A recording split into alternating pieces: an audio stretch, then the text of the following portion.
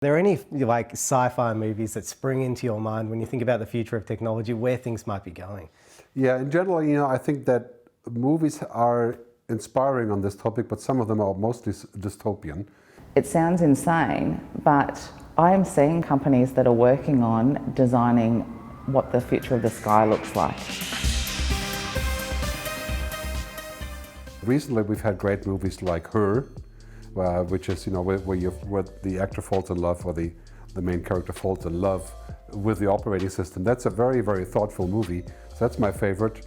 And then latest we had the TV shows like Black Mirror and stuff. But generally speaking, I tend to say that if you really want to think about the future, you shouldn't watch too many science fiction movies because they tend to be pointing in the direction of Odyssey 2001, like the challenge, Well, let's talk about Her, because in Her, the main character falls in love with a Siri-type, operating system. So what does this tell us about where technology is going, how human and, a machine are starting to mesh?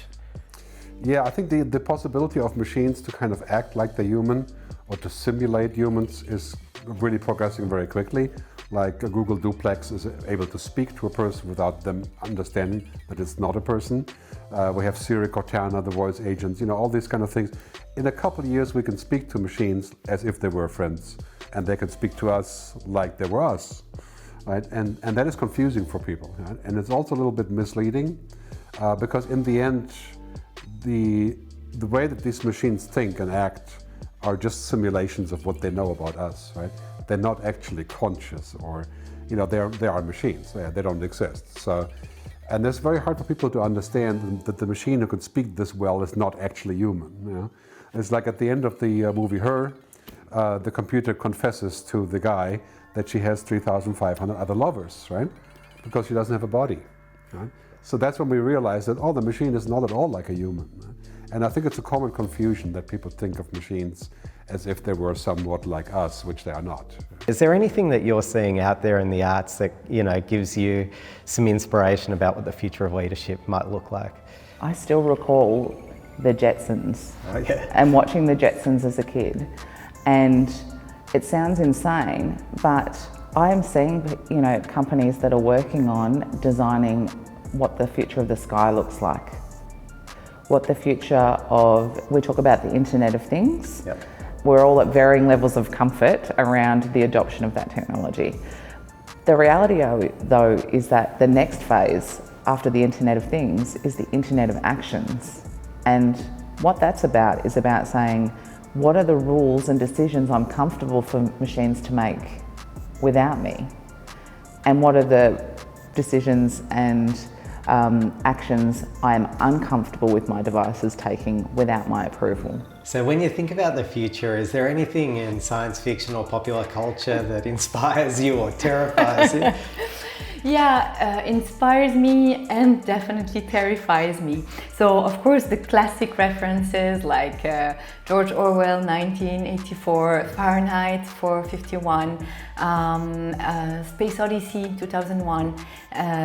The thing is that I also have modern references like Black Mirror. I'm a fan of Black Mirror, the Netflix series, because it's totally dystopian, definitely. But what is very interesting is that we see some of the episodes happening today, like what's happening in China with the social credit system. This is definitely the replica of one of the episodes. So it is frightening because actually reality surpasses fiction.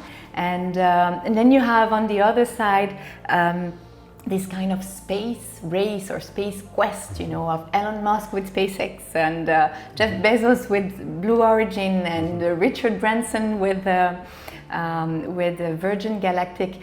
The thing is that we live in this world today, and it's about the future where a minority, will be actually living, and surviving into space. But can we try to fix the world today? Okay, yes, the future is going to be about data and who will own it, will control the future. But it's about today, the world we're living in. People who know me, or people who know me very well, know I'm a bit of a old Doctor Who nut.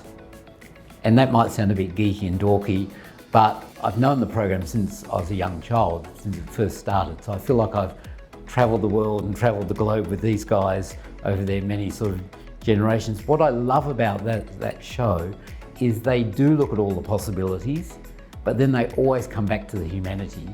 And that's, again, it almost mirrors my story of why what is important to me around end-of-life care and providing good end-of-life care. It's coming back to the humanity. I think people don't really know what that means until you're in that space.